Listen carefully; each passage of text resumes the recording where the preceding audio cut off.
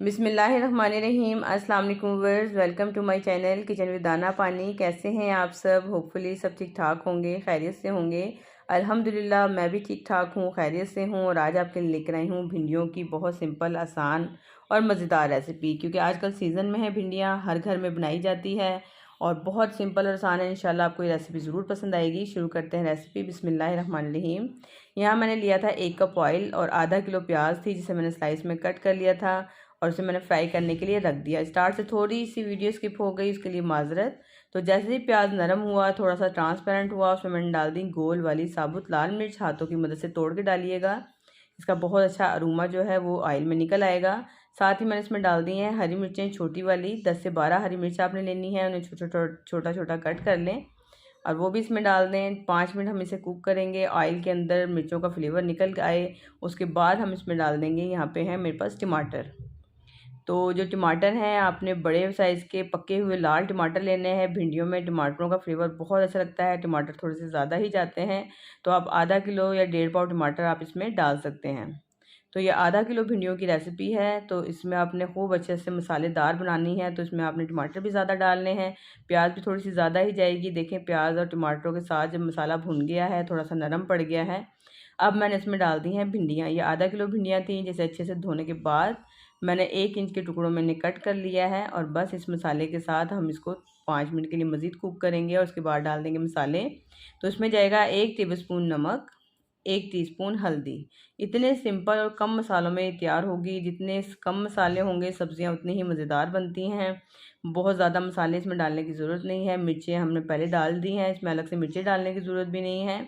अगर आप गोल वाली मिर्चें नहीं पसंद करते या फिर आपके पास नहीं है, तो आप उसकी जगह कुटी हुई जो साबुत कुटी हुई मिर्चें आती हैं ना, वो आप 1 टेबलस्पून इसमें डाल सकते हैं। बस सिंपल। अब मैंने इसमें डाल दिया 1/4 कप के जितना पानी और इसे मिक्स करके मैं इसको तेज़ आंच पे 5 मिनट के लिए कवर करके रख दूँगी। और 5 मिनट जब अच्छे से पकन पड़ जाएगी, इसमें उबाल सा आ जाएगा, मसाला पक जाएगा, उसके बाद हम इसकी जो आंच है वो हल्की कर देंगे। तो यहाँ देखें अच्छे से ये पक गई है। 5 मिनट में ये अच्छे से इसमें खुशबू आना शुरू हो गई है। सारे मसाले आपस में जो हैं मिक्सअप हो गए हैं। अब हम क्या कर देंगे, चूल्हे को कर देंगे हल्का। तो बहुत ज़्यादा लो फ्लेम भी नहीं करना, लेकिन मीडियम टू लो की साइड पे ही आपने रखना है। और 10 से 15 मिनट कर इसे कवर करके रख दें। और बस इसी में ये अच्छी सी भिंडियाँ देखें बन के तैयार हो गई है। पूरी किचन में इसकी खुशबू फैल जाएगी, इतनी ये टेस्टी बन के तैयार होगी। इसका कलर चेंज हो गया है और ये अच्छी से भुन चुकी हैं। ये देखें घी अलग हो गया है, जो इसका ऑयल है वो सेपरेट हो गया है इसके अंदर से। बिल्कुल इसमें पानी नहीं होना चाहिए। अगर आपको लगे थोड़ा बहुत पानी है या मॉइस्चर है, तो आप इसको तेज़ आंच पे दोबारा से कुक कर सकते हैं। ये देखें भिंडियाँ टूटी भी नहीं हैं, बिल्कुल साबुत हैं वैसे ही। या बहुत ज़्यादा चम्मच भी नहीं चलाना चाहिए कि जो दाने हैं बिखर जाते हैं, अलग अलग हो जाते हैं। तो ये मज़ेदार सी मसालेदार भिंडी तैयार है। इतनी मज़े की लगती है, दोपहर में आप इसको सादा रोटी के साथ खा सकते हैं या आप बासी रोटी के साथ भी भिंडी बहुत मज़े की लगती है। तो आप बस चपातियों हों या गर्मा गर्म भिंडियों के साथ रोटियां हों, और रोटी को अगर आप देसी घी लगा के खाएंगे तो ये और मज़ेदार लगती है। तो इस सीज़न में आपने एक मरतबा ये रेसिपी बल्कि आज ही ट्राई कर लें, तो आपको बहुत मज़े की लगेगी। तो फ्राई करके कुछ लोग बनाना पसंद करते हैं, लेकिन एक मरतबा आप इस तरीके से बना के देखिएगा तो आपको इसको फ्लेवर बहुत ज़्यादा पसंद आएगा। तो अगर आपको मेरी रेसिपी पसंद आती है तो प्लीज़ लाइक का बटन ज़रूर दबाया करें, मुझे फीडबैक भी अपना दिया करें, लाइक एंड शेयर करें।